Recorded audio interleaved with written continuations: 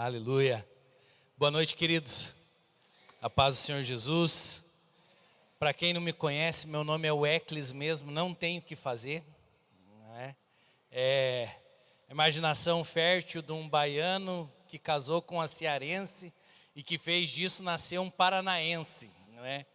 Então, é o Weclis mesmo e não tem como mudar. Né? A gente já tem que se acostumar. Queridos, é uma honra para mim estar aqui, é lindo ver o que Deus tem feito nessa casa, é muito precioso para nós a amizade que temos com os pastores aqui, e nós louvamos a Deus por termos o privilégio de podermos andar juntos na mesma comunhão de ministros, que é o MFI, que tem sido bênção, e todas as vezes que nós saímos, que nós visitamos igrejas que pertencem ao MFI, nós saímos muito mais abençoados do que abençoamos. Eu posso dizer que eu vou sair daqui muito melhor do que do jeito que eu cheguei. Vocês têm uma igreja linda, vocês têm uma igreja maravilhosa, e eu tenho certeza que ainda é só o começo daquilo que Deus quer fazer aqui em Cacoal. Aproveito, né, o Alessandro já mencionou sobre isso, ontem eu já falei, não vou me estender hoje. Se você quiser ouvir um pouquinho mais a história, né, sobre o que aconteceu com os refugiados lá em Guarapuava, tomamos uma decisão de cuidar de 50 pessoas lá em Guarapuava, e a igreja cuidou delas por um ano, né? Agora em março faz um ano que a igreja está cuidando, alugou apartamentos, estamos realmente cuidando deles, porque começamos a falar que eles não eram refugiados, eles são a nossa família, e nós precisávamos cuidar deles. Nesse processo, nos primeiros meses, vieram ofertas e ajudas de muitos lugares, mas depois, quando o assunto ele começa a diminuir, né, vai saindo da mídia e tudo mais, realmente as ofertas ficaram muito escassas e estava muito difícil você sustentar 17 famílias. Você sabe quanto que custa para você sustentar a sua família, agora multiplica isso por 17. Era o que a gente estava vivendo lá como igreja. E aí, graças a Deus, Deus tocou no coração do pastor Alessandro, vocês fizeram a noite italiana aqui, nos enviaram uma oferta que foi muito importante para aquele mês. E eu digo então que não é somente a igreja de Guarapuava que está cuidando, é a igreja do Senhor Jesus aqui no Brasil que está cuidando desses refugiados, e vocês fazem parte disso, e em nome da igreja de Guarapuava e dos refugiados, nós queremos agradecer a todos vocês. Obrigado pelo coração de vocês enviando essa oferta lá para Guarapuava. Aleluia. Queridos, eu quero trazer uma palavra ao seu coração. Eu sei que ontem Deus já ministrou os nossos corações. Quem ainda tem fome? Quem ainda tem sede? Amém? Quem tem fome, venha. Quem tem sede, venha e beba. Sabe, queridos, todas as vezes que nós nos achegamos na presença do Senhor, quanto mais nós nos achegamos, mais nós queremos. Quanto mais nós bebemos, mais nós queremos. Quanto mais nós provamos do amor dEle, da presença dEle, mais nós queremos. Eu peço que você abra seu coração hoje, porque com certeza Deus tem algo novo para fazer na sua vida. Queridos, eu vou caminhar pela palavra de Deus hoje, somente falando algumas coisas que vocês conhecem a história, mas para o final da mensagem nós iremos então parar e realmente ler um texto. Mas vocês perceberam já o quanto que o mundo hoje está dividido? Perceberam? Isso não é somente uma realidade do nosso país, que depois das eleições parece que ficou tão dividido. Mas vocês já perceberam o quanto que o mundo está dividido hoje, o quanto que o mundo está diferente? Não está assim? Vocês já perceberam o quanto que hoje está difícil você expressar uma opinião? Concordam? Antes era tão normal, se a pessoa falava para você assim, eu gosto de verde, e você falasse para ela, eu gosto de azul, e estava tudo bem, não estava tudo certo? Hoje, se a pessoa chegar e falar, eu gosto de verde, você falar, eu gosto de azul, a pessoa vai perguntar para você, por que você é um verdefóbico? Não é assim? E aí, na verdade, parece que por causa das opiniões e tudo mais, e rede social, e todo mundo tem a sua opinião, todo mundo tem a sua razão, parece que a gente está ficando cada vez mais separado, cada vez mais dividido. Passamos por uma pandemia, queridos, que vocês concordam que ela nos afastou mais? Sabe a coisa que eu mais achava insuportável? Quando que a gente cumprimenta alguém dando soquinho? Soquinho. Não era assim na pandemia? Pior que teve hora que era até com o cotovelo, não era? Que cumprimento mais feio esse, gente do céu. Se tem que cumprimentar dando cotovelada, tem que cumprimentar com a mão fechada. Mas a verdade, aí começou a ser mencionado que eu não podia estar do lado da pessoa, que eu tenho que estar distante da pessoa. E aí confesso que tinha algumas coisas que eu não entendia. Até agora tem coisas que eu não entendo. Eu vim agora no avião, aí você pode ficar sem máscara antes de você embarcar, você pode ficar sem máscara ali no momento do check-in, está lotado o aeroporto. Mas quando você entra para passar pelo raio-x, tem que colocar máscara. Eu falei, que coisa mais estranha, gente do céu. Restaurante para mim era o pior. Você entra no restaurante, não entrava no restaurante se não tivesse com a máscara, não era assim? Aí depois que você dá 2 passos para dentro do restaurante, você senta e tira a máscara. E não tinha problema nenhum. Gente, a verdade é que começou a ficar tão estranhas as coisas, e parece que isso vai nos separando cada vez mais, concordam?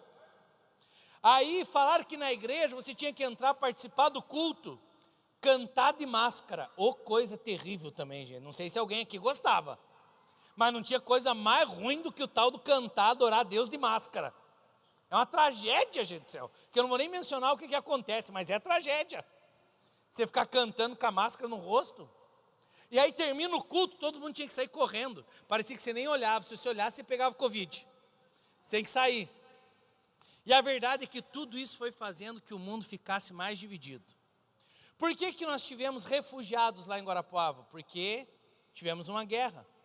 De um homem que decidiu expandir o seu território, começou a atacar um povo, e aí de repente ucranianos perdem as suas casas, perdem os seus lares, e vieram parar aqui no Brasil, lá no sul do Brasil, em Guarapuava.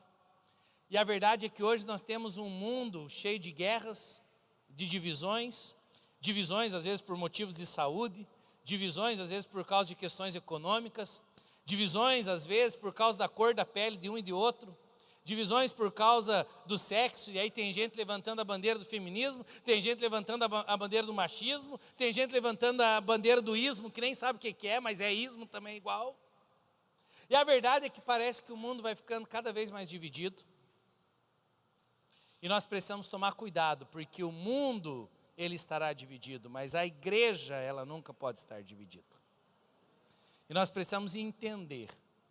Jesus, ele fez uma oração em João capítulo 17, ele diz que eles sejam um, para que o mundo creia que ele foi enviado. Você tem noção, Jesus poderia orar por tantas coisas, o que ele orou? Para que o povo fosse um. Agora, esse mesmo Deus que orou para que, Jesus que orou para que fôssemos um, Deus Pai nos criou diferentes, concordam? Cada um aqui é diferente. E você concorda também, para que tenha algo que nos una, nós precisamos ter algo em comum? Concordam? Vou dar um exemplo. Quem aqui gosta de andar de bicicleta? Quem aqui? Eu tenho certeza que você tem o teu grupinho lá no Facebook, que você faz parte, Amigos da Bike. Não é assim? Aí os caras entram lá, ficam conversando de capacete, ficam conversando daquele calçãozinho que tem a espuminha que você precisa para andar, não é assim? Aí ficam conversando da melhor bicicleta, mas a verdade é que a gente vai se unindo com alguém que tem algo em comum com a gente, não é assim? Você acredita que até corintiano se junta com outro corintiano? Não é assim? Flamenguista se junta com outro flamenguista, nem se conhece, mas estão lá torcendo. A verdade é que a gente tende a se unir quando percebe que tem algo em comum. Quando a gente fica olhando só para as diferenças, o que vai acontecer? Vai separar. A gente precisa encontrar algo em comum. Eu, queridos, montei um grupo na igreja de bicicleta. Você acredita nisso, olhando para a minha barriga?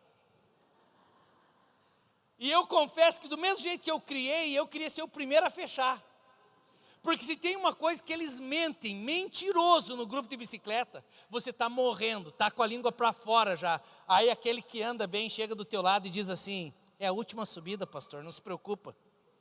Mentira, tem mais umas 10 para frente ainda. E aí, queridos, entrei no grupo da bicicleta, comprei a bicicleta, e como é cara a tal da bicicleta hoje, né? Comprei a bicicleta, fiz tudo, fui para a trilha. E aí, queridos, fui tão longe, esqueci que eu tinha que voltar. E aí fui, estava lá, bombando, entendeu? Falando, nossa, eu nasci para bicicleta. Fui. E eu tinha um churrasco de um aniversário, sabe aquele irmão que faz a carne? E eu fui sábado de manhã andar de bicicleta. E você não tem noção, eu perdi o churrasco por causa da bicicleta. Aquele dia eu abandonei. Eu falei, isso aí não serve para mim. Sabe? E aí o pior, andei. E a trilha, eles fizeram do jeito, os irmãos da igreja, que a última parte da trilha era uma serra que tinha que subir.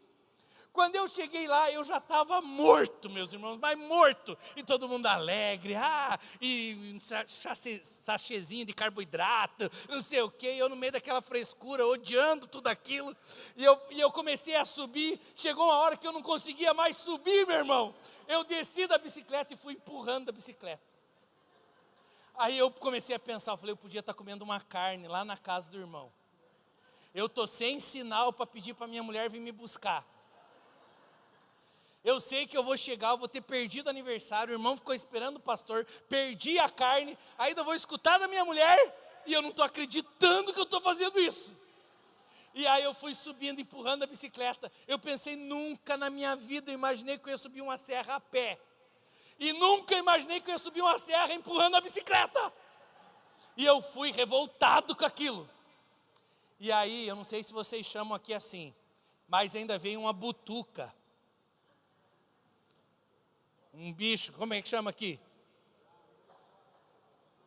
Muriçoca. Não, mas é daquela grande, que tem o ferrão, não é muriçoca. Butuca mesmo. Veio uma butuca dos infernos, meu irmão. Eu queria amaldiçoar a quarta geração dela, se eu pudesse. Porque eu subindo brabo, empurrando aquela bicicleta. E aquela butuca começou a vir e mordia minhas pernas, gente do céu. E me picava e mais um monte de butuca. Aquele dia eu falei, eu não ando de bicicleta. Nunca mais. Não é a melhor escolha, mas a verdade é que a gente continua fazendo quando a gente gosta, não é assim? Se me chamar para jogar bola todo dia, mesmo gordo, eu vou todo dia se eu puder, porque eu gosto. Mas falando em termos de unidade, se tem um cara que gosta de bicicleta, ele começa a se unir, ele conhece todo mundo da cidade que gosta de bicicleta também, não é assim? Quem gosta de moto conhece todo mundo. Você já ultrapassou um motoqueiro, estou falando daqueles, né, que gostam de moto e tudo mais. Geralmente o cara não está sozinho, quando você passa, você tem que passar mais uns 20. Porque eles andam junto. A verdade é que quando a gente tem algo em comum, a gente se une. Agora, por que o mundo então, ele é tão dividido? E bem na verdade, queridos, não era esse o plano do Senhor. Quando Deus fez Adão e Eva, concordam que Deus fez homem e mulher diferentes? Até aproveitando, não sei se tem um livro, Alessandro, para mostrar aí. Aproveitando, nós trouxemos um livro, eu e a Vivi, que nós escrevemos, Iguais Não Geram Frutos. Esqueci de falar sobre ele, perdão aí, gente.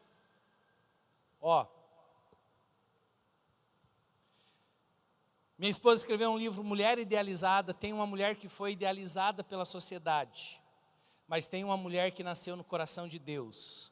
Ela traz princípios para que as mulheres realmente elas encontrem o seu propósito como mulheres em Deus. E é maravilhoso esse livro. Tão bom esse livro que teve um irmão que a mulher dele mudou tanto, depois que leu o livro, foi tão abençoado, que ele tinha uma empresa lá em Guarapuava, ele comprou 50, ele dava para cada mulher que chegava. Falou assim, mudou a minha mulher, vai abençoar muito sua vida. E o outro livro, queridos, Iguais Não Geram Frutos, tem a venda ali, né, no meio da mensagem, tive que parar, que feio, né? Mas sim, desculpa aí. Lembrei por causa que eu estava falando sobre isso.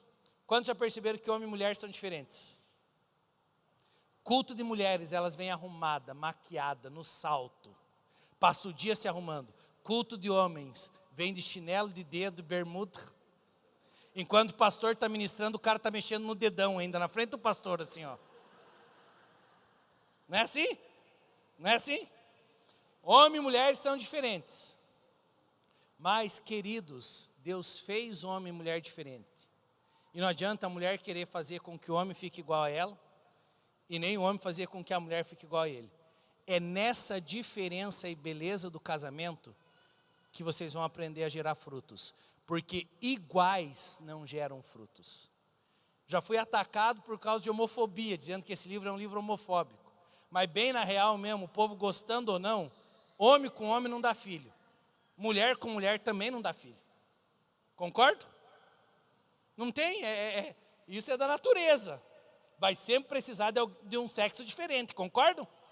Mas não é sobre isso que trata o livro. Eu e a Viviane, nós já temos 25 anos de casados, e nós descobrimos o quanto que as nossas diferenças, elas vão fazendo com que a gente vá crescendo um com aquilo que o outro sabe fazer, e nós começamos a conquistar muitas coisas. Eu conto um testemunho aqui que nós não podíamos ter filhos, hoje nós temos 2 filhos. E como que Deus nos levou nesse processo para que nós alcançássemos esse milagre de termos filhos. Vou contar só uma última coisa a respeito desse livro, que eu sei que vai servir para alguém aqui hoje.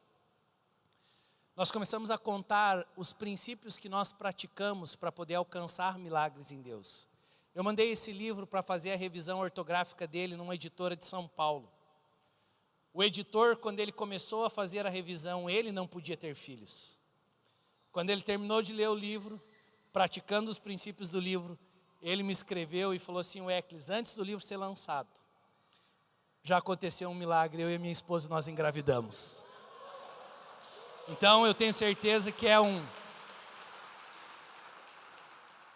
material que vai abençoar a sua vida, né? Não trouxe muitos ali por causa do avião, mas você fique à vontade para adquirir ali, se isso for te abençoar. Se você não tiver dinheiro, não tem problema, pega lá e só ora por mim, está tudo certo, tá bom? Deus abençoe, quero que essa igreja seja abençoada, amém? Queridos, voltando aqui para a mensagem, nós nos unimos quando encontramos algo em comum.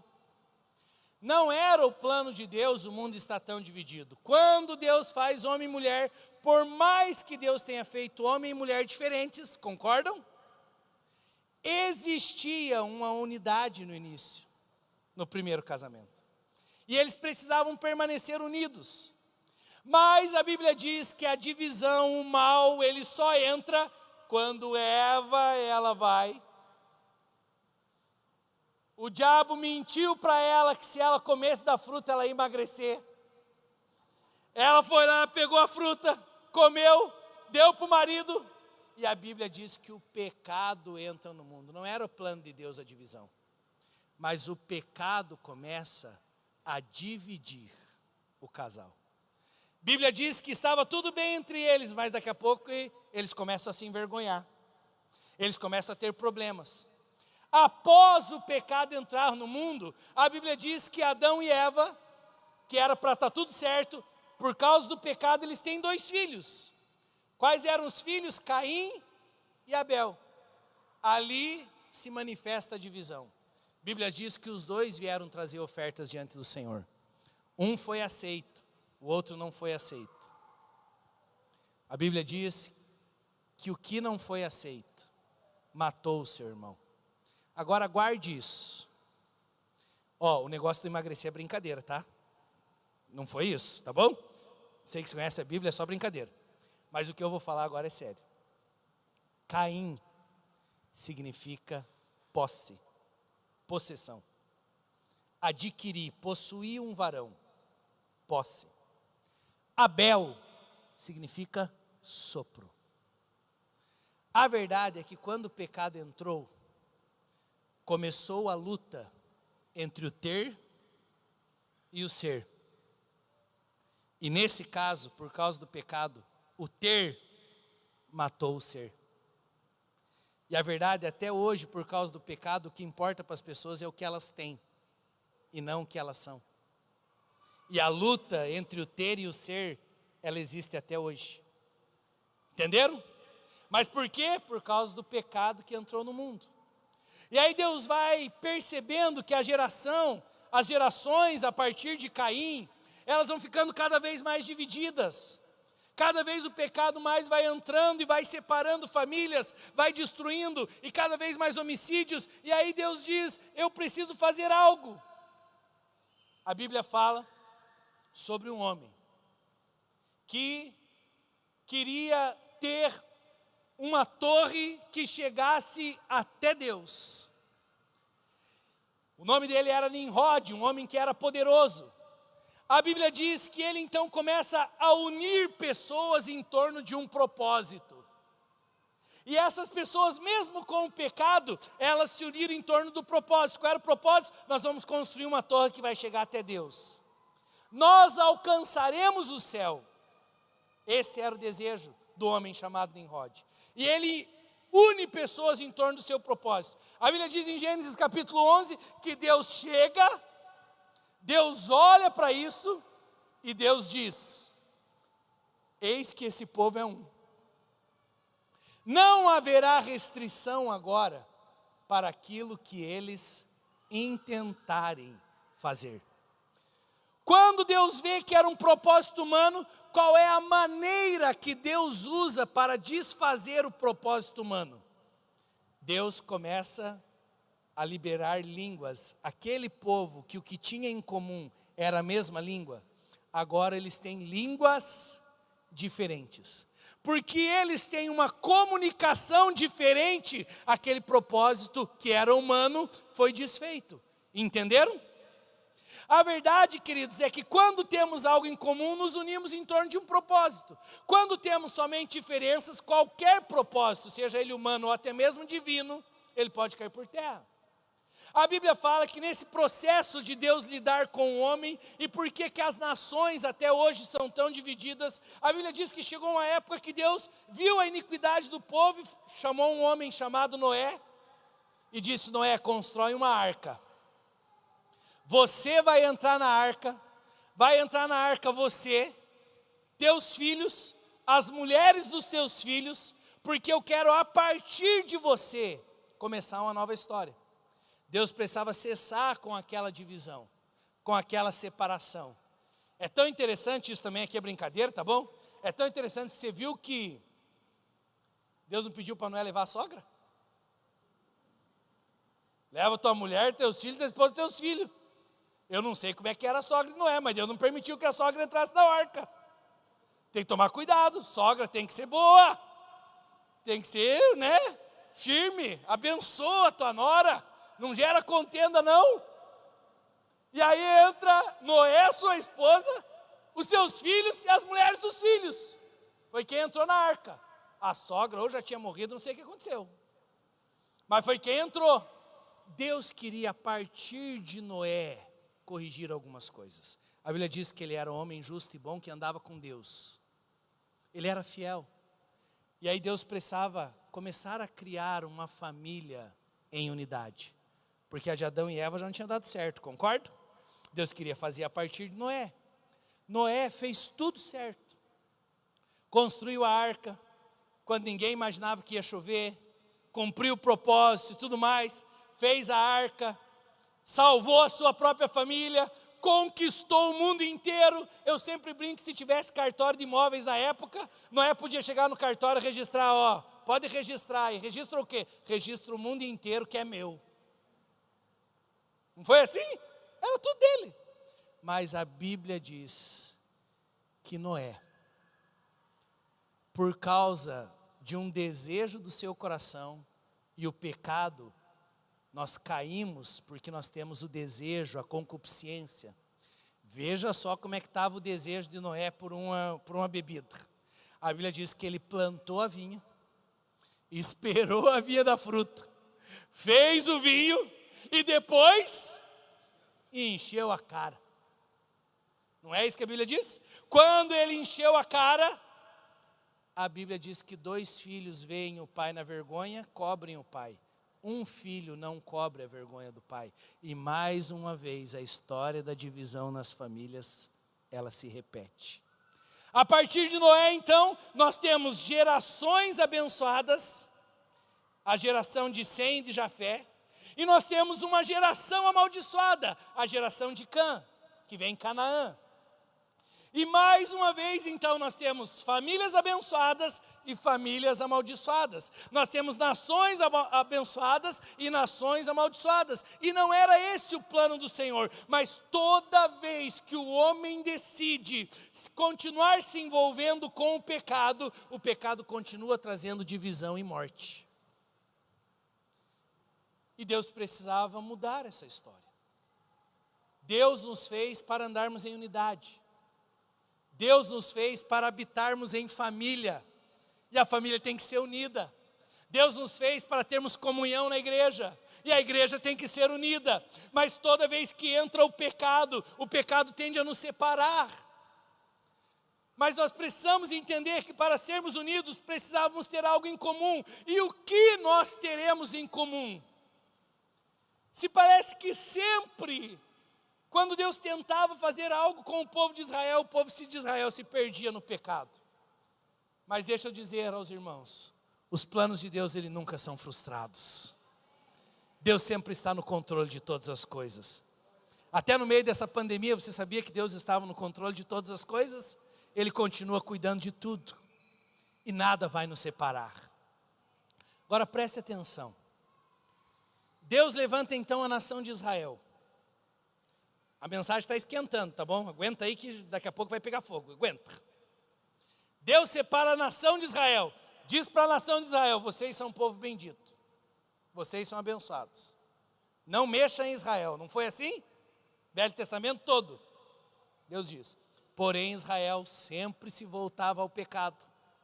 Quando Israel se voltava ao pecado, Deus levantava um governo ímpio sobre eles, que vinha, julgava eles, escravizava eles. Aí Deus levantava um juiz, ia lá, libertava Israel. Israel voltava para o pecado, divisão, problema, guerra, escravidão, traumas. Quantas coisas aconteceram? Mas aí, queridos, lá no final do Velho Testamento, depois do período do exílio babilônico, a Bíblia fala que Deus levanta um homem chamado Joel, profeta Joel, para falar uma coisa que era inimaginável ao povo de Israel. A Bíblia diz que esse Joel, ele sabe o que está acontecendo em Israel.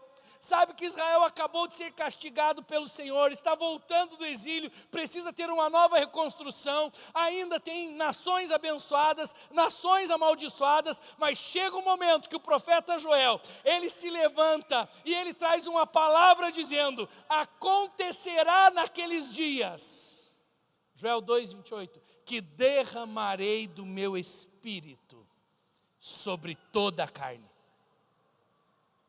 Lembra que eu falei que para nos unirmos precisamos ter algo em comum? O que no final do Velho Testamento é profetizado? Depois disso, derramarei do meu espírito sobre toda a carne. Isso para um israelita era uma coisa terrível de ouvir. Como que o espírito será derramado sobre o gentil? Como que o espírito será derramado sobre aquele que não é uma nação abençoada? Mas é interessante, se antes as pessoas não tinham pelo que se unir, o profeta Joel está dizendo, chegará um dia aonde o Espírito será derramado sobre toda os povos, sobre toda a carne. E aí é tão interessante que ele continua na sua profecia dizendo, por causa dessa ação do Espírito, vossos filhos e vossas filhas profetizarão. O que Joel estava trabalhando em primeiro lugar aqui? A unidade na família, que só o Espírito pode trazer. Deixa eu dizer algo aos irmãos, nem todo mundo aqui é pai. Eu sou, mas nem todo mundo é. Nem todo mundo é mãe. Concordam? Mas todos são filhos. Quando Joel estava dizendo, derramarei do meu espírito sobre todos os povos, sobre toda a carne, vossos filhos e vossas filhas profetizarão. Ele estava dizendo, na família, entre os filhos, eles poderão viver em unidade, eles poderão ter algo em comum. E o que eles têm em comum? O derramar do Espírito Santo sobre eles e sobre os filhos e as filhas. Toda divisão nas famílias, o Espírito Santo vai acabar. A família pode viver em unidade. Você recebe isso para a sua família? Amém? Você pode dizer essa noite comigo: a minha família será unida. Aí veja só, Joel ele continua, ele não fala somente, né, dos filhos e filhas, mas ele diz: os vossos velhos e os jovens serão influenciados pelo mesmo Espírito, sonharão e profetizarão. O que ele estava dizendo? Vocês já perceberam o quanto que hoje existe uma divisão de gerações? Tem os mais velhos, que são os pais da nova geração, olhando para essa nova geração e dizendo: ô, que geraçãozinha que está vindo aí, viu? Aí eu não sei se você já ouviu o teu pai contando como que ele ia para a aula. Parecia que ele era um Indiana Jones para ir para a aula, não era?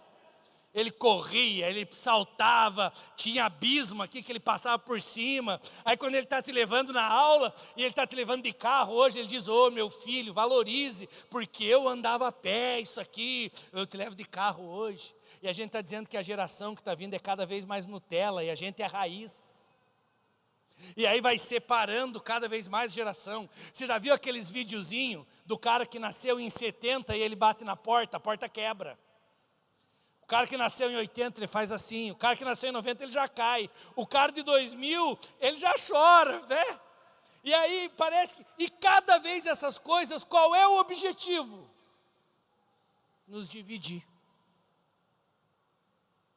Mas a Bíblia fala a respeito de um Cristo, de um Messias, que viria no poder de Elias. E ele viria no poder de Elias para quê? Para converter o coração dos pais aos filhos e dos filhos aos pais. Trazer unidade nas famílias. Entre os velhos e os jovens, trazer unidade. Tem igrejas que estão se perdendo no seu ministério com jovens, porque acham que tem que assim, a gente precisa diminuir o evangelho. A gente precisa falar a linguagem deles. Deixa eu te dizer, a única linguagem que vai alcançar a juventude é a linguagem do Espírito. Não é a gente diminuir o evangelho. Não é a gente parar de falar de pecado, é a linguagem do Espírito, é o fogo do Espírito Santo, é o Espírito Santo que vai unir jovens e velhos. Eu tenho uma expectativa, fale o que for da próxima geração, eu acredito na próxima geração. Eu acredito nos meus filhos, eles serão a geração do avivamento, eles vão provar de grandes coisas. E quando nós entendemos que a nova geração tem o mesmo espírito da velha geração, nós nos unimos. Os vossos filhos e as vossas filhas serão tocadas, unidade na família. Os vossos jovens e os vossos velhos serão tocados, unidade de gerações. E aí o texto não termina aí. Ele diz: até sobre os servos e sobre as servas. Muitos sofrem divisões nas famílias. Deus diz: eu virei com o meu espírito sobre todos os filhos. Muitos sofrem divisões de gerações. A gente não fala a mesma língua, não dá certo. Deus diz: eu virei sobre os velhos e sobre os jovens. E as duas gerações terão o mesmo espírito.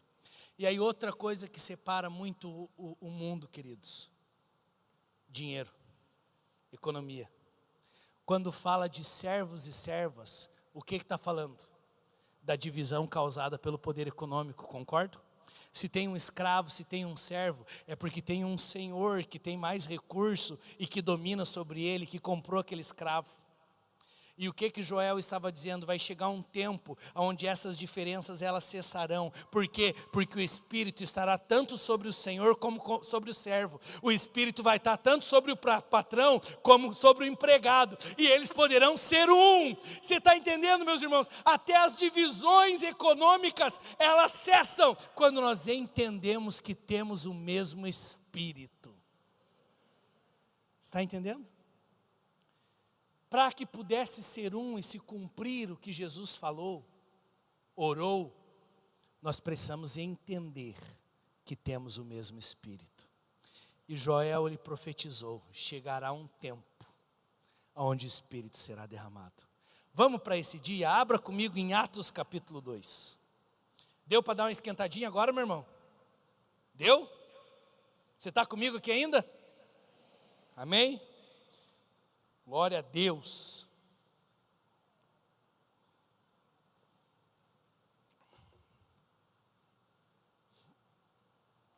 Atos capítulo 2. Aqui é o dia do cumprimento da profecia de Joel. O próprio Pedro fala isso no texto. Agora presta atenção. Chegando o dia de Pentecostes, estavam todos reunidos num só lugar. De repente veio do céu um som como de um vento muito forte, e encheu toda a casa na qual eles estavam assentados. Viram que parecia línguas de fogo, que se separaram e pousaram sobre cada um deles. Todos ficaram cheios do Espírito Santo e começaram a falar em novas línguas, conforme o Espírito os capacitava. Presta atenção. Você lembra que lá atrás, quando Deus quis destruir, aliás, um propósito humano, o que Deus fez lá em Babel?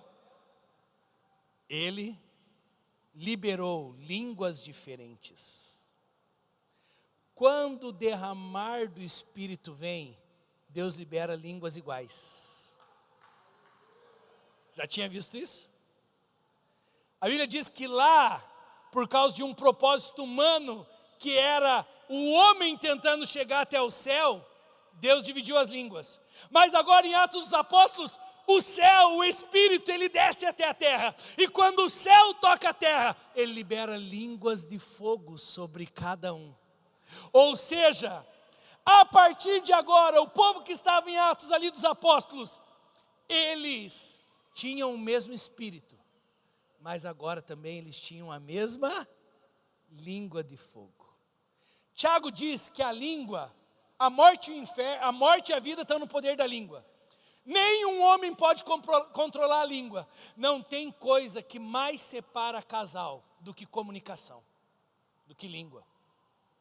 Você sabia que o diabo enganou Eva por causa da linguagem?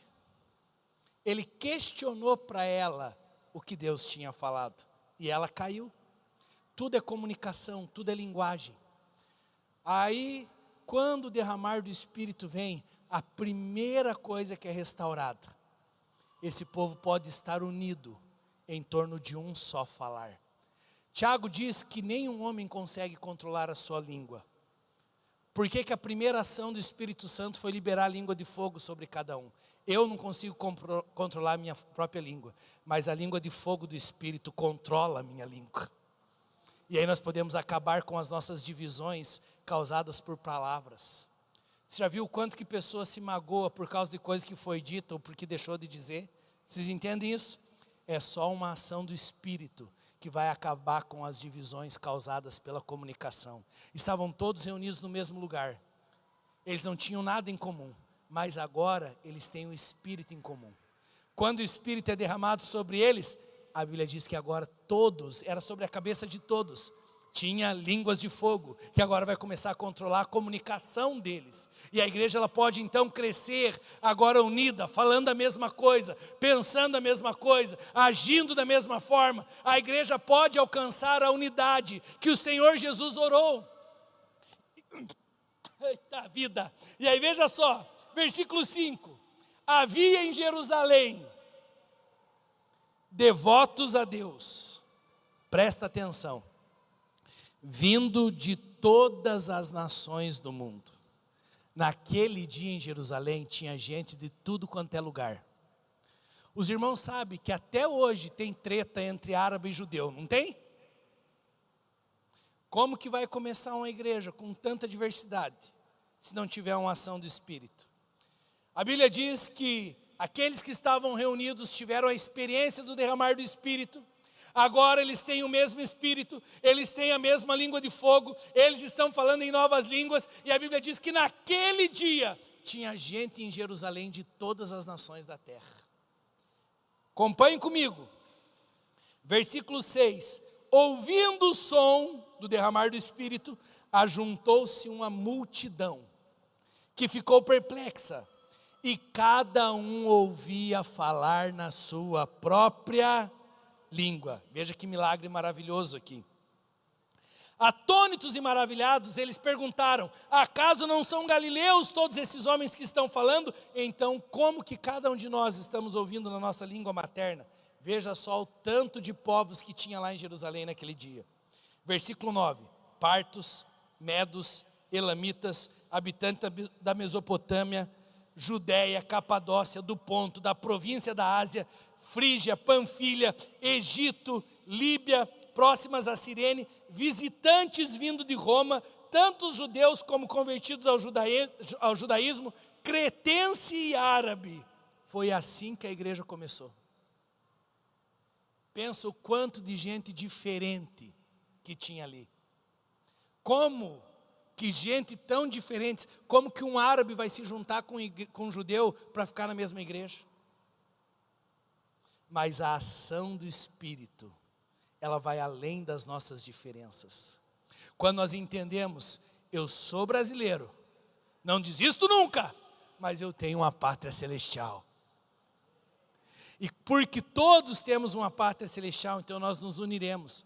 E gente de todas as línguas, tribos, povos e raças se unirão, se ajoelharão e declararão: Jesus Cristo é o Senhor, virão para adorar ao Senhor. Tinha gente de tudo quanto era lugar, mas por causa da ação do Espírito, eles foram impactados.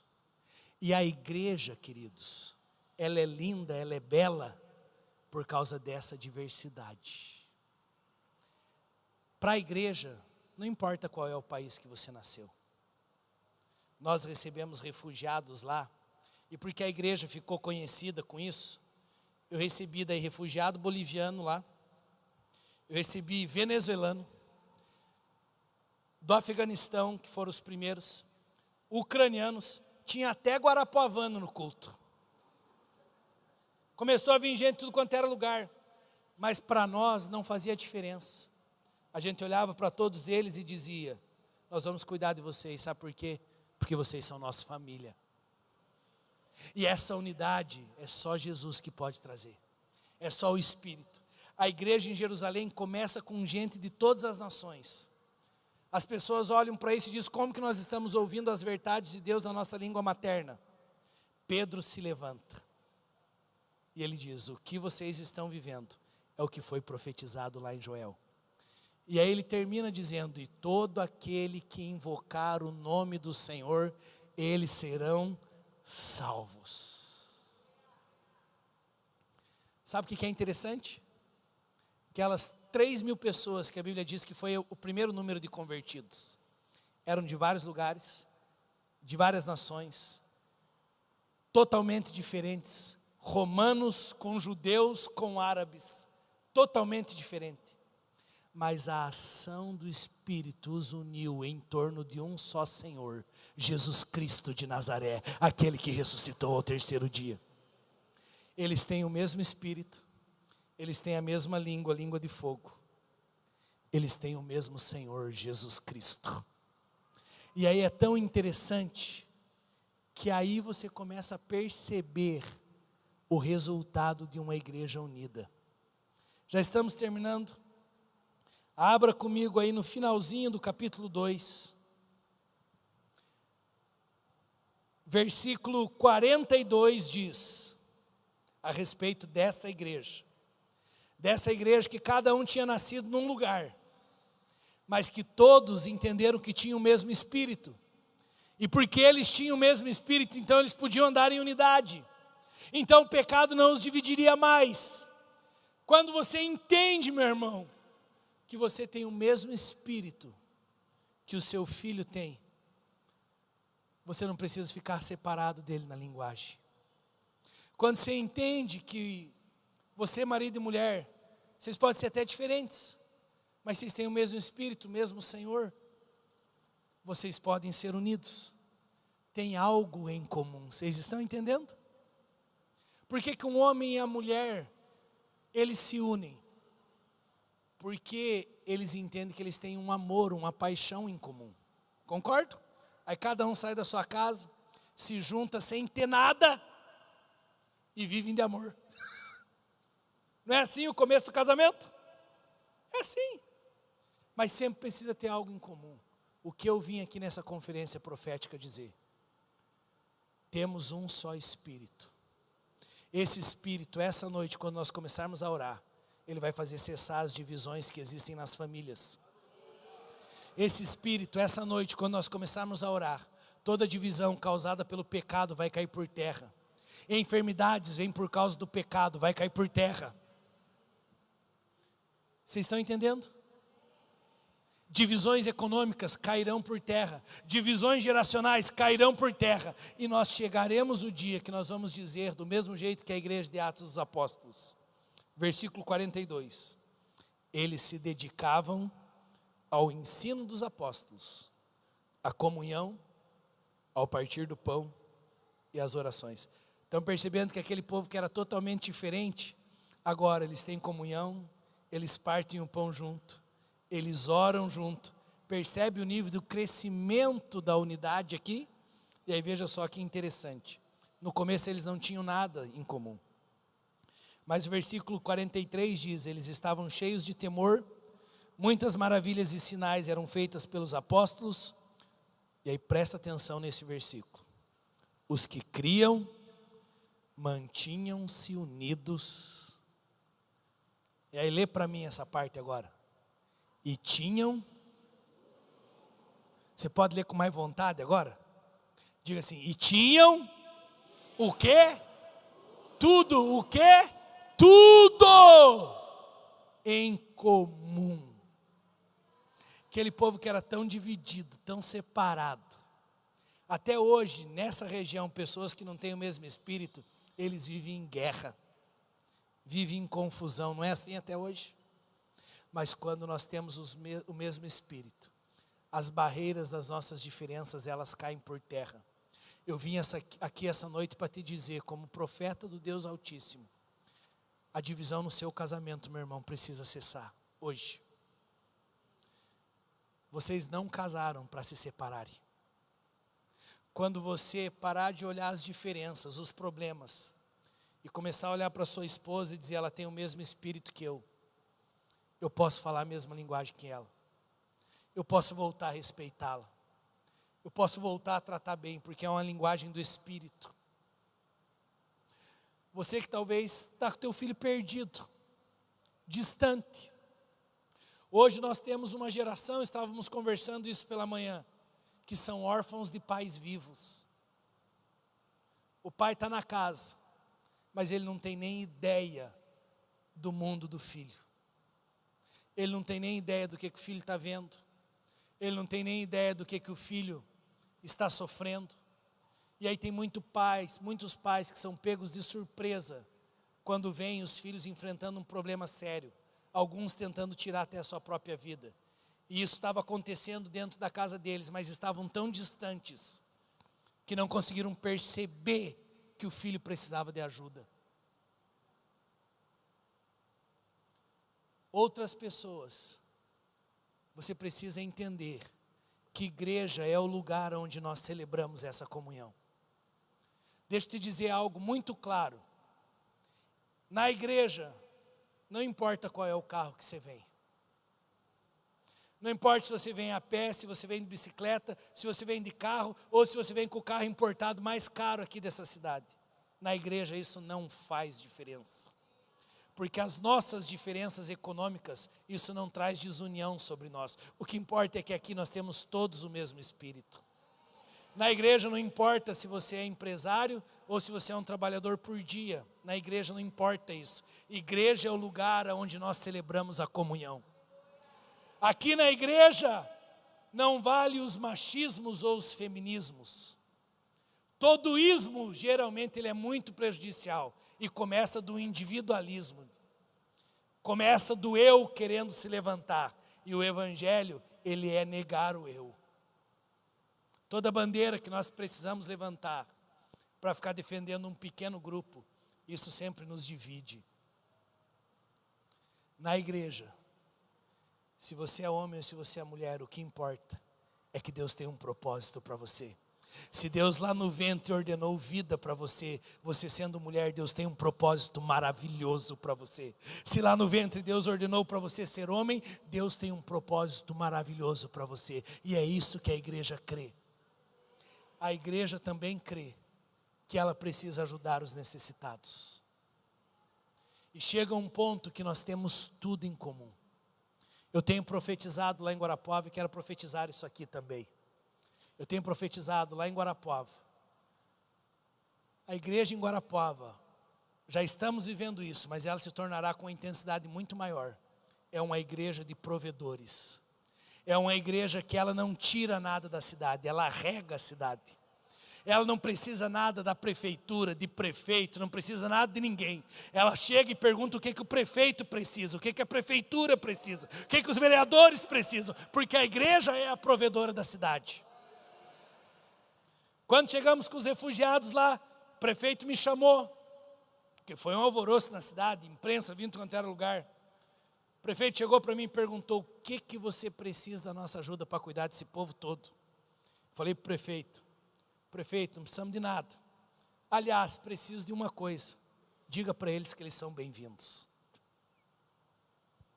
Pode chamar eles e falar: vocês são bem-vindos. O resto, prefeito, a igreja vai cuidar de tudo. Ele falou: mas eu já tenho uns terrenos aqui que eu queria ver. Ele falou: prefeito, não precisamos de nada. Minha pergunta é: o que o senhor precisa? E quando eu digo isso, querido, não é orgulho, é entender o que a igreja significa. A igreja, ela não tem que sair por aí pedindo coisas para político, pedindo coisas para prefeito, a igreja não, ela é provedora. Nós não vamos dever nada para ninguém, a não ser o amor.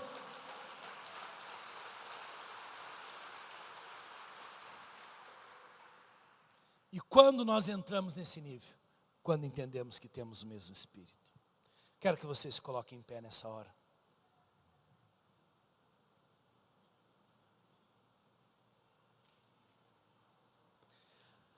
Aquele povo que não tinha nada em comum. Nós terminamos o capítulo do derramar do Espírito, dizendo agora que eles têm tudo em comum. E aí presta atenção. Porque eles têm tudo em comum, a Bíblia diz no versículo 47, louvando a Deus e tendo a simpatia de todo o povo, e o Senhor lhes acrescentava diariamente os que iam sendo salvos. Quando tem divisão, queridos, não tem salvação. Quando tem pecado, não tem salvação. Quando o povo de Deus se une, pessoas são salvas, pessoas são impactadas. Quero profetizar algo sobre essa casa. Eu declaro que pessoas entrarão nesse lugar e elas sentirão tanto o amor de vocês um com os outros, que elas vão chegar e vão dizer: o que tem aqui? Esse lugar é diferente. Tem alguma coisa que me atrai para esse lugar. Quando essas pessoas falarem, vocês vão lembrar dessa palavra que foi liberada hoje. Essa casa será conhecida como uma grande família. Não é à toa que vocês estão comendo juntos, fazendo coisas juntos. Deus quer fazer dessa igreja aqui uma grande família. Envolve ter comunhão, envolve partir o pão, envolve orar junto, envolve trabalhar junto, envolve chegar a ter tudo em comum. Eu respeito meu irmão. Aqui, queridos, não tem nenhum maior que o outro. Aqui nós só temos funções diferentes, mas diante do Senhor nós somos iguais. Que adiantaria um pastor pregando sem ninguém para ouvir a mensagem? Que adiantaria um louvor tocando sem ninguém para cantar as canções? O que adiantaria uma igreja vir para o culto se não tem nenhum voluntário para ajudar? Vocês entendem? Quando nós aprendemos a valorizar o propósito de Deus para o nosso irmão, todos nós crescemos. Eu senti algo de Deus aqui essa noite. Deus quer começar a tirar as divisões em primeiro lugar dentro das nossas casas. Deixa eu dizer algo aos irmãos. A igreja, ela vai ser sempre um resultado da nossa casa. Porque o princípio é esse: se eu não cuido nem dos da casa, como que eu vou cuidar da igreja? O pastor, se ele não governar a casa, ele não consegue governar a igreja, é bíblico. Se o pastor tem uma vida desarrumada, ele vai ter uma igreja desarrumada, concorda? E a verdade é que às vezes a gente tenta trazer as nossas desarrumações para a igreja. Deus quer tocar nas profundezas da tua família hoje. Chegou a hora, meu irmão, me ouça, em nome de Jesus. Eu não estou aqui para mexer com o teu brilho como homem, eu estou aqui para te amar em Cristo. Porque às vezes nós, os homens, nós somos meio cabeça dura com algumas coisas. Chegou a hora de você, meu irmão, respeitar mais a tua esposa. Eu te garanto que você será tratado como rei, se você tratar ela como a rainha. Se tem uma coisa que a mulher faz, quando ela sabe que tem um homem que a ama, ela vai com esse homem até o fim. Estou certo ou estou errado, irmãs? Vai. Mas a verdade é que as nossas diferenças e as divisões começam a entrar dentro da nossa casa, ao ponto de a gente começar a achar que o divórcio é uma escolha, é algo bom. E deixa eu te dizer, não é bom. Deus continua abominando o divórcio, queridos. Por mais que hoje parece que é errado um pastor falar sobre isso, Deus continua sonhando com a sua família restaurada. Deus continua sonhando com o seu casamento restaurado. Deus te deu filhos e eles não serão do mundo. E deixa eu te dizer, não vai ser nenhuma outra pessoa desse mundo que vai dizer a forma que você tem que educar os seus filhos. A palavra já nos deixou a forma. Mas queridos, eu creio que nesse final dessa conferência profética, eu preciso orar por famílias aqui, e as diferenças das famílias cairão por terra. Talvez nessa conferência profética chegou o momento de acontecer o perdão aí dentro da casa, porque a mágoa que mais dói é a mágoa de quem a gente ama. Se um cara que eu não conheço, eu conheço poucas pessoas aqui em Cacoal, se eu sair andando na rua, um cara no meio da rua começar a me xingar, para mim não vai fazer diferença nenhuma. Sabe por quê? Porque eu não conheço ele, sei lá quem que é. Se o cara passar do meu lado me xingando, eu vou falar, e esse doido aí, gente do céu, eu vou sair dando risada, não vai nem me magoar. Mas se a minha mulher me xingar, se os meus filhos me xingarem, você entende a diferença? Por que que às vezes dói tanto dentro de casa? Porque são as pessoas que nós mais amamos. E chega um momento que a gente vai ficando tão desgastado, que a gente começa a achar que é melhor estar fora da casa do que dentro de casa. Quando Jesus está falando sobre perdas, ele fala de uma mulher que ela perdeu as dracmas. E ela perdeu a dracma dentro de casa. Isso não tinha nada com a mensagem, mas eu sinto que é profético, eu tenho que falar para alguém aqui. Deixa eu te dizer, meu irmão, se você perdeu algo dentro da tua casa, não vá procurar fora da casa o que você perdeu dentro. Se você está dizendo, pastor, eu já não amo da mesma maneira, eu já não tenho alegria em estar dentro de casa, deixa eu te dizer, não é fora de casa que você vai encontrar essa alegria. Não é fora de casa que você vai encontrar esse amor. O que às vezes precisa acontecer, a Bíblia diz que essa mulher, para ela achar o que ela perdeu, ela teve que acender a luz dentro da casa. Ou seja, eu profetizo, se você perdeu alguma coisa dentro da tua família, a luz de Cristo vai entrar no teu lar hoje e ela vai começar a brilhar.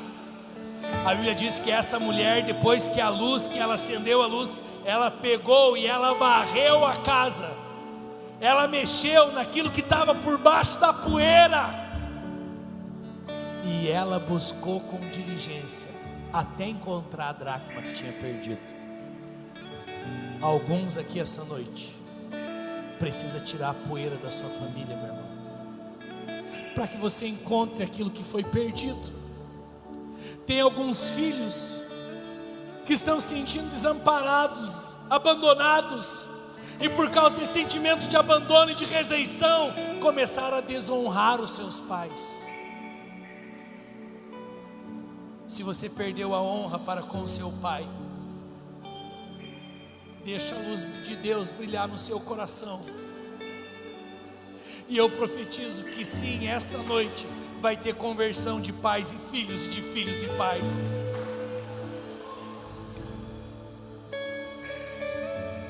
Queridos,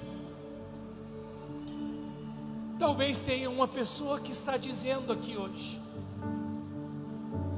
pastor, mas sabe qual é o problema da minha casa? É que lá eles não são convertidos. Aí o senhor está falando sobre ter o mesmo espírito, e bem na verdade, na minha casa, pastor, ainda não é assim. Eu quero te incentivar essa noite para que você não olhe necessariamente isso como um problema. Sabe por quê? Porque talvez Deus vai começar a mudar a história da sua casa através de você que já tem o Espírito Santo. Isso aconteceu na nossa família. O meu pai tem 16 irmãos, nenhum era convertido. Meu pai se converteu ao Senhor. A vida dele mudou. Meu pai era um adúltero. Minha mãe era uma mulher que sofria de uma depressão tão forte que ela não ficava em cima da cama, ela ficava embaixo da cama. Quantas vezes eu pequeno, hoje estou aqui pregando para vocês, porque Jesus mudou a nossa vida. Mas quantas vezes eu pequeno, minha mãe, depois, quando meu pai saía para ter encontro com outras mulheres, minha mãe ficava tão mal com isso que ela saía para uma lagoa que tem lá em Guarapuava, e ela ficava esperando um caminhão passar, e eu pequeno ao lado dela, e ela ficava esperando um caminhão passar para ela se jogar embaixo. E eu lembro da minha mãe dizendo: um dia ele vai sentir a minha falta. E eu era pequenininho. E muitas vezes a minha mãe foi para aquele lugar para se matar, me levando junto. Mas pela misericórdia de Deus, nunca Deus deixou vir um caminhão. E ela tinha medo de se jogar embaixo de um carro. Até que num dia, como tantos outros dias, ela com depressão, meu pai adulterando, nem aí para ela, minha mãe entrou em uma igreja que tinha a uma quadra da rua que ela sempre ia para tentar se matar. E veio um senhor, entregou uma Bíblia na mão da minha mãe, perguntou o nome dela, e ela disse: eu sou Maria Aparecida. E ele disse para ela: Cida, Jesus te ama. Eu lembro que aquela noite o meu pai ficou muito bravo, porque minha mãe tinha entrado numa igreja de crente. Ele brigou muito com ela aquela noite, e eu era pequeno vendo tudo isso. Mas através daquela Bíblia, o Evangelho entrou na nossa casa. O meu pai foi restaurado, meu pai é pastor hoje, a igreja começou a partir da nossa família. Eu tenho irmãs, minhas irmãs são pastoras.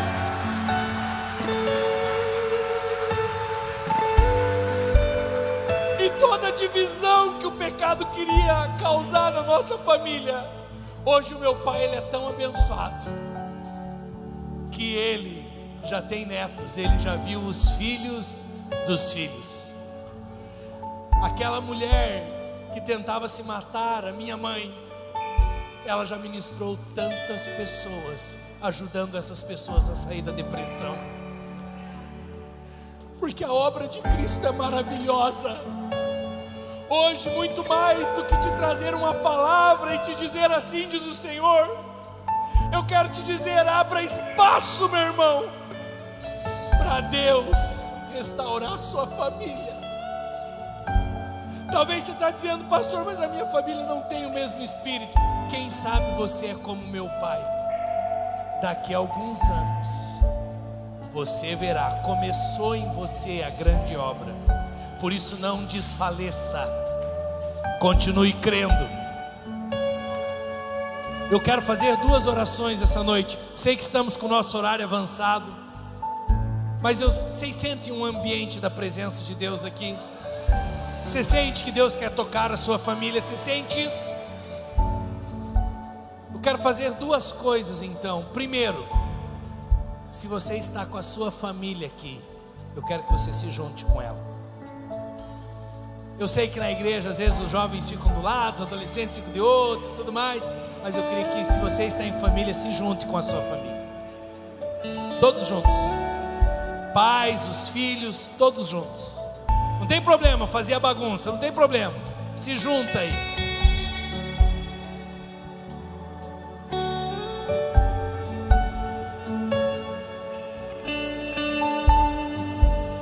Enquanto os irmãos vão se ajuntando,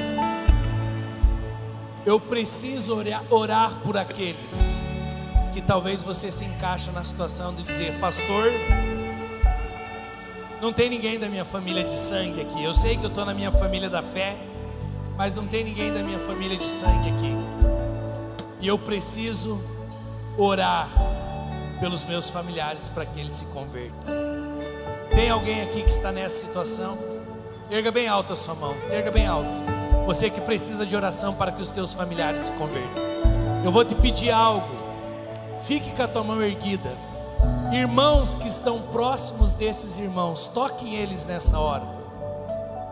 Chega perto de alguém que está com a mão erguida aí para você orar com ele. Ele está sozinho nessa batalha, mas essa batalha ele vai vencer em nome de Cristo Jesus. Aí daqui a pouco você já volta para a sua família aí. Eu quero que ninguém fique com a mão erguida sem ninguém em volta. A partir do momento que chegar alguém até você, pode baixar a sua mão. Temos mãos erguidas lá atrás ainda.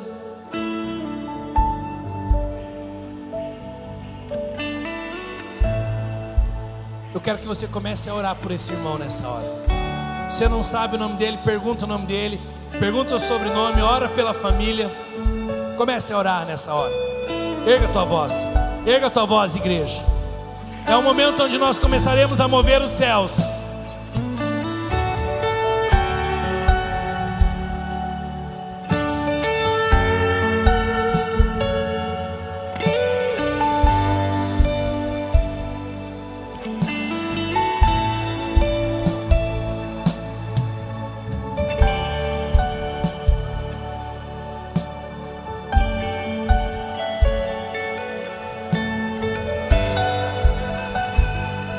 Sim, Senhor, nessa hora nós nos unimos como família da fé. Sustentamos os nossos irmãos que talvez estão enfrentando dificuldades porque os familiares não são convertidos. Nós declaramos, como as palavras do apóstolo Pedro, dizendo: todo aquele que invocar o nome do Senhor Jesus será salvo. Nós declaramos salvação nos lares. Nós declaramos que as escamas dos olhos caiam na autoridade do nome do Senhor Jesus. Profetizamos que terão o mesmo Espírito, em nome do Senhor Jesus. Aqueles que ainda estão presos em tradições religiosas, aqueles que ainda estão com escamas nos olhos, aqueles que por causa de mágoas estão distantes ou desviados, nessa hora nós declaramos salvação. Se existem filhos que estão distantes, nós declaramos: filho pródigo, volte para a casa do Pai. Eu declaro um sopro de Deus sobre as famílias dos meus irmãos. Eu declaro um toque poderoso do Espírito Santo. Eu profetizo, os próximos dias serão dias de salvação, dias de libertação. Que toda cultura de idolatria caia por terra, em nome do Senhor Jesus. Que a luz de Cristo brilhe no teu lar, que resplandeça. Eu profetizo salvação. Nessa hora nós sustentamos os nossos irmãos.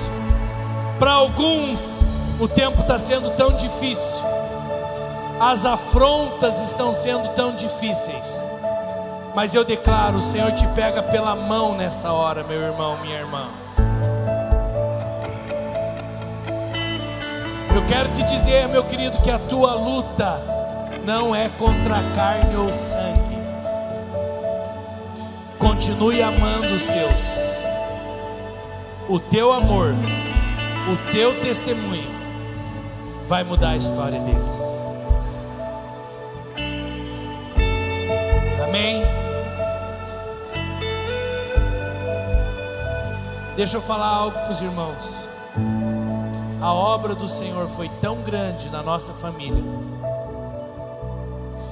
que além de todos nós, os filhos, netos, servimos ao Senhor, o meu pai começou a ganhar os irmãos dele para Jesus. O meu pai ganhou o meu avô no leito de morte do meu avô. Meu pai entrou no quarto do hospital nas últimas horas de vida do meu avô.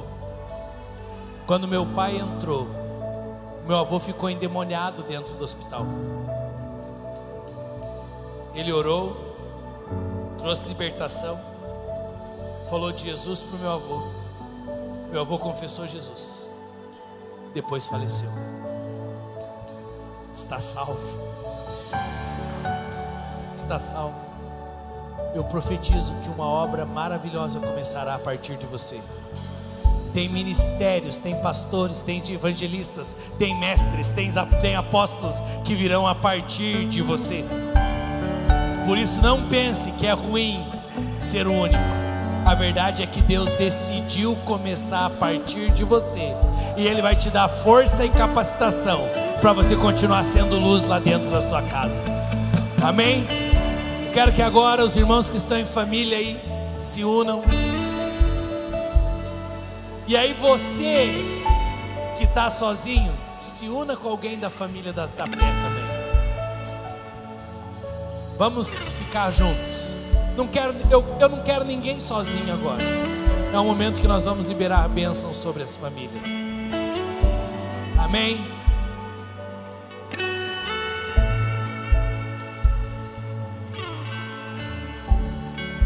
Antes de vocês começarem a orar, eu sinto que tem no nosso meio uma pessoa que tem um familiar seu que está sofrendo com dependência química. A família já não sabe mais o que fazer, não sabe como internar, ou não sei se não tem condições para internar, não sei. Mas antes de eu começar a orar com vocês, eu senti, Deus está dizendo que vai trazer libertação sobre essa pessoa. Eu não sei se é um caso só, mas eu senti Deus falando, eu estarei libertando pessoas de vícios. Talvez nem a própria família mais acredite, porque está num estágio bem complicado. Mas deixa eu te dizer, como profeta, vai trazer, Deus vai libertar. Deus está, minha irmã, ouvindo a tua oração. Não pense que Ele não está ouvindo, Ele está ouvindo. Vamos orar pelas famílias. Quero que você levante a sua voz e comece a orar. Tem alguma coisa que Deus precisa mexer na sua casa? É o casamento que precisa ser restaurado? Talvez essa é a hora de pedir perdão para sua esposa. Você, esposa, pedir perdão para o marido. Senhor, nós oramos A coisa mais profética que pode acontecer é uma família restaurada. O mundo tenta nos separar, o mundo tenta nos dividir, mas nós profetizamos uma família unida. Eu declaro casamentos saudáveis. Eu declaro: o inimigo não vai nos separar. Eu clamo, Pai, por uma liberação de amor nas famílias aqui. Todo mal caia por terra, toda divisão caia por terra, toda separação caia por terra, em nome do Senhor Jesus. Todo plano do inimigo de separar famílias aqui em Cacoal, nós dizemos: o inimigo pode vir contra nós por um caminho, mas ele sairá correndo por 7 outros caminhos. Eu declaro um tempo de unidade sobre sua casa. Eu declaro um tempo de salvação. Eu declaro um tempo de provisão. Eu declaro um tempo de reconciliação, de perdão. Eu declaro conversão do coração dos pais aos filhos e dos filhos aos pais. Eu declaro um sopro de Deus sobre sua família. Vocês têm o mesmo Espírito, e esse Espírito começa a tocar cada um nessa hora. A diferença de comunicação cai por terra, a diferença de pensamento cai por terra. Eu declaro paz sobre sua casa, paz sobre sua família. Jesus disse: eu vos deixo a paz, a minha paz vos dou, e não a dou como o mundo a dá. Obrigado, Jesus. Obrigado, Jesus. Nós recebemos o milagre nas nossas casas. Obrigado, Jesus. Em nome de Jesus. Aleluia. Meus irmãos, eu vou pedir para que seja feito algo agora, que alguns talvez achem estranho. Presta atenção. A Bíblia diz que quando um membro é honrado, todos se regozijam com ele. Qual é o ambiente daqueles que são nascidos do Espírito? Quando um está sendo honrado, isso não mexe comigo do porquê eu não estou sendo honrado. Vocês entendem? Quando um está sendo honrado, a Bíblia diz que todos se alegram com ele. Quando nós entendemos que a honra ela une, nós começamos a praticar honra. Porque vocês concordam que a desonra separa? Olha, uma das piores coisas para um homem é a reunião de mulher para falar mal do marido. O homem tem pavor disso, porque a desonra ela desune. Do mesmo jeito que mulher não gosta de homem sempre fazendo brincadeirinha com mulher, que elas são isso, que elas não são aquilo. E a verdade é que às vezes as mágoas elas começam de coisas bobas. E sabe por quê? Porque nós não sabemos praticar a honra. Hoje eu vou te dar a oportunidade de você praticar a honra na sua família. E você vai ver o quanto que isso é poderoso. Eu vou pedir algo. Se você está entendendo, você vai ter liberdade para fazer. E você vai perceber que isso vai trazer cura para a família. Às vezes quando nós vemos o cônjuge errar em algo, às vezes nós somos tão fortes em criticar. Somos ou não somos? Às vezes nós temos um ímpeto quando fazem errado. E às vezes nós não somos tão fortes na hora do elogio, na hora da honra. Às vezes o filho, ele é tão forte em reclamar quando o pai deixa de fazer algo. Mas quando foi a última vez que você como filho olhou nos olhos do teu pai e falou: pai, obrigado. Obrigado, pai, por você levantar todos os dias e ir trabalhar. E eu tenho uma escola, eu tenho meu uniforme, comida não falta em casa. E às vezes tem pais, filhos, que estão se matando para tentar dar o melhor para vocês e nunca ouviram um obrigado, porque a gente acha que é normal isso. Mas num ambiente onde somos governados pelo Espírito, a ingratidão não é normal. O que é normal no nosso meio é a gratidão. A desonra não é normal. O que é normal no nosso meio é a honra. Vocês estão em família, amém? Eu vou te pedir para que você faça algo. Entre a família, olhando um no olho do outro, comece a honrar pessoas da família. Presta atenção. Não é hora de você falar o defeito dele. Isso você já fez na casa antes de vir para o culto. Acha alguma coisa boa e honra alguém da sua família agora. Eu vou te dar um tempinho para você não dizer que eu te peguei de surpresa. Começa a pensar agora. Mas talvez é hora do marido olhar para a mulher e falar: eu te honro. Eu te honro pelo que você é para mim.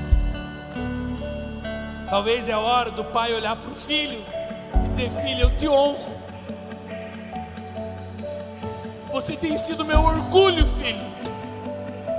Qual é o momento que você parou na sua vida para falar uma coisa boa para aquele que você mais ama? Não tem ninguém que a gente mais ame do que a nossa família. E para aqueles que estão sem os familiares, você pode também honrar um irmão que está aí junto com você. Você pode virar para ele e falar assim: meu irmão, eu só estou aqui nessa igreja porque um dia você falou de Jesus para mim. Vamos estabelecer no nosso meio a cultura da honra? Eu não vou terminar tão cedo. Se eu ver que tem gente que não está fazendo nada, eu vou ficar esperando aqui.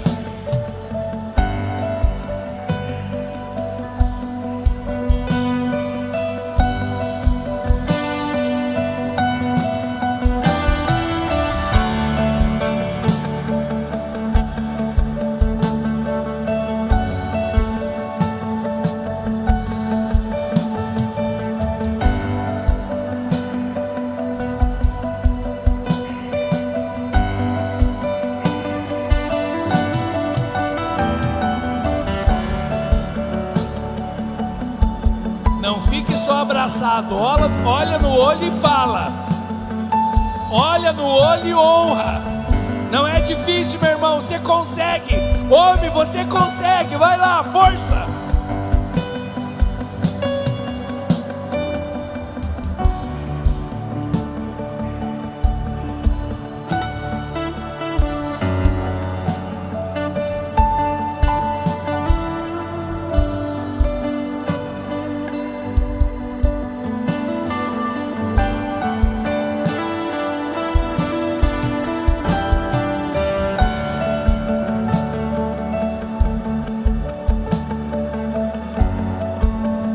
A honra traz cura. A honra arranca as dores, as enfermidades.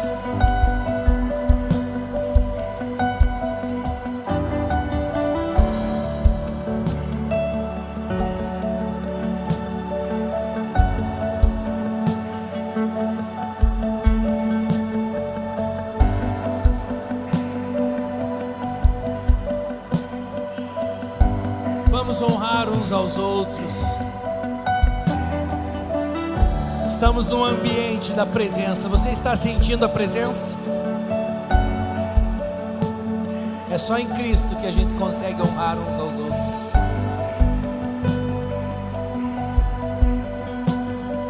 É hora de honrar a sogra, honrar o sogro.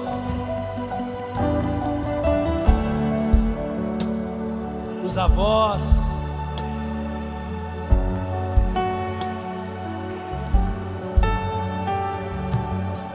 Obrigado, Senhor, por essa atmosfera de honra e de amor no nosso meio. Isso é a coisa mais profética que pode acontecer. Restauração nas casas, nas famílias.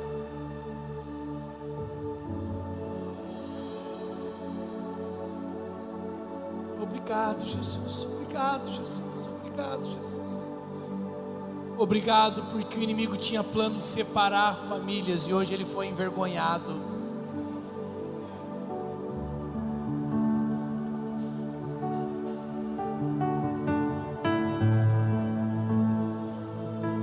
Se você já fez isso aí na sua família, eu sei que o teu coração está tão alegre, está tão feliz nessa hora.